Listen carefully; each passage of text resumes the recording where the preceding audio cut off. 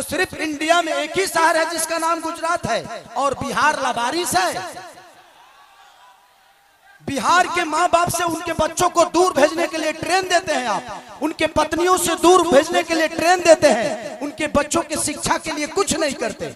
मैं इनसे यही पूछता हूं कि भाई ये बताइए कि मंदिर बनाइए, मस्जिद बनाइए, गुरुद्वारा बनाइए, सनातन अपनाइए, लेकिन रोजी रोजगार खातिर का ट्रंप को वोट देने जाएंगे। मैं इस चुनाव में वादे नहीं कर रहा हूं।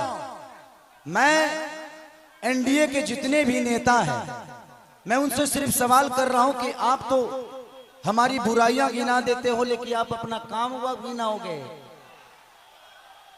तो मेरे तरफ से जितने भी मंच पे बैठे हुए माने अखिलेश भैया, मेरे सुनील चाचा, मेरे पिताजी भी आए हैं, विजय लाल यादव जी मेरे बड़े भाई हैं, और जितने भी हमारे लोकल लीडर जो खेसारी बन के मैदान में अड़े हुए हैं और खेसारी बन के लड़े हुए हैं, उनके लिए एक जोरदार हल्ला करो।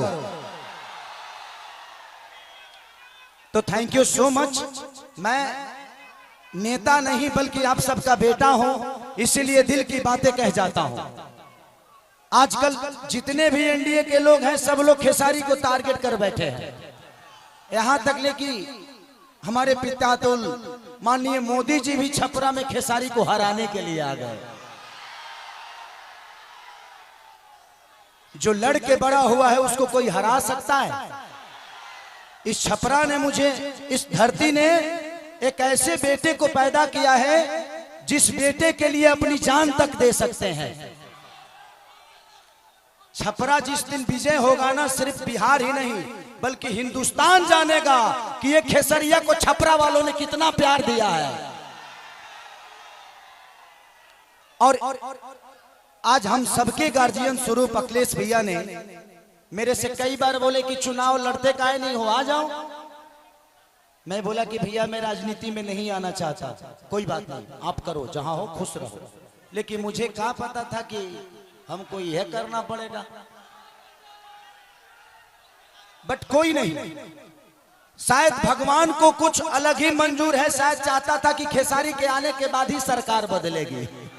तो सिर्फ इंडिया में एक ही शहर है जिसका नाम गुजरात है और बिहार लावारिस है।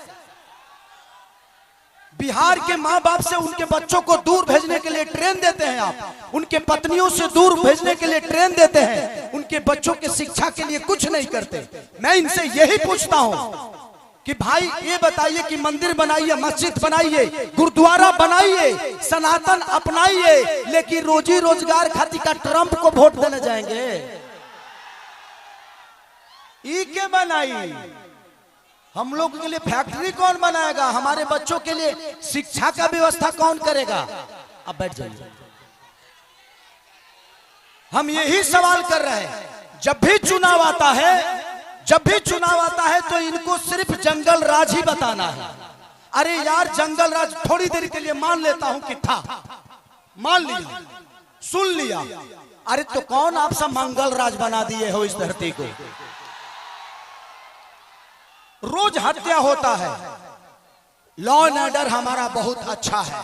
अरे यार, उस परिवार से पूछना जिस परिवार का आदमी मारा जाता है।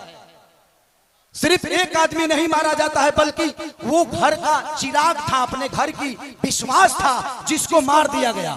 उसके बाद जिसको जेल में डालते हो उसका भी करियर बर्बाद होता है। तो हमें बिजी कर दो ना यार, हमें काम दे दो। अब काम नहीं दोगे तो क्या करेंगे? हम मौत में भी रोजी ढूंढते हैं, क्या करेंगे? ढूंढ ही लेगा कोई, क्योंकि हम बेरोजगार हैं। आज छपरा की स्थिति जो पानी में डूबी रहती है, छपरा व्यापारियों के करोड़ों रुपए बर्बाद हो जाते हैं। उसका जिम्मेदार कौन है? कुछ लोग कहे ये भी रहे हैं कि खेसरिया तो 15 दिन के लिए रहेगा यहाँ पे। अरे बेटा होके अंधा होके तक लोटा पानियों दी। बेटा हो अगर उसके पास आंख है ना, तो अमेरिका में भी रह के अपने माँ बाप का सेवा कर सकता है। तो बच्चों को रख के यहाँ के जो स्थानीय विधायक हमारे बुजुर्ग हैं, चाचा हैं, वो उनका सम्मान है, सीएन गुप्ता चाचा। वो तो 10 साल से शहर में रहे हैं, करो घर दाल भर पानी में डूबो रहा। तो जब बताइए कि ये नेता अपना इलाज एम्स में कराते हैं, अपना इलाज के लिए बेहतर अस्पताल नहीं बनाए तो हमारे बच्चों के लिए बनाएंगे? इनके बच्चे अमेरिका में पढ़ते हैं। जब ये अपने बच्चों के लिए बेहतर स्कूल नहीं बनाए तो हमारे बच्चों के लिए बनाएंगे? आज 20 साल से एनडीए की सरकार है, कोई बता दे कि एक भी फैक्ट्री हमारे बिहार में लगी है? लगी है? लागल बा?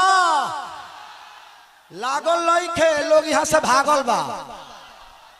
अब जाके बिहार जागल बा। खेसरिया पागल बा जी। नवतर एगो हमार बड़ भाई है मानिए रवि भैया, वाह, वो महादेव है, महादेव है। ये जीते जी तो हमारी जिंदगी को नरक बना देते हैं और मरने के बाद गोरखपुर में स्वर्ग की सीढ़ी लगवा देते हैं। माननीय मुख्यमंत्री योगी जी बैठे हुए हैं और कह क्या रहे हैं, महादेव तुम लोग यहां चलोगे तो स्वर्ग में जाओगे। जीते जी तो कुछ दिए नहीं, अब मरने के बाद कौन आदमी हर हर महादेव करके चलता है जी? तो योगी जी को भी समझ रहा है कि किसके हाथ में हम गोरखपुर सौंप दिया यार। हमें जीते जी स्वर्ग चाहिए। ऐसे लगता है कि रावण का काम अधूरा रवि भैया पूरा करने आए हैं। हमारे बड़े भाई मनोज भैया क्या बोल रहे हैं?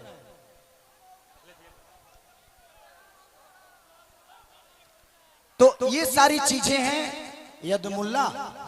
कोई बात नहीं, बड़े भाई हैं, छोड़िए उस बात पे हटाइए।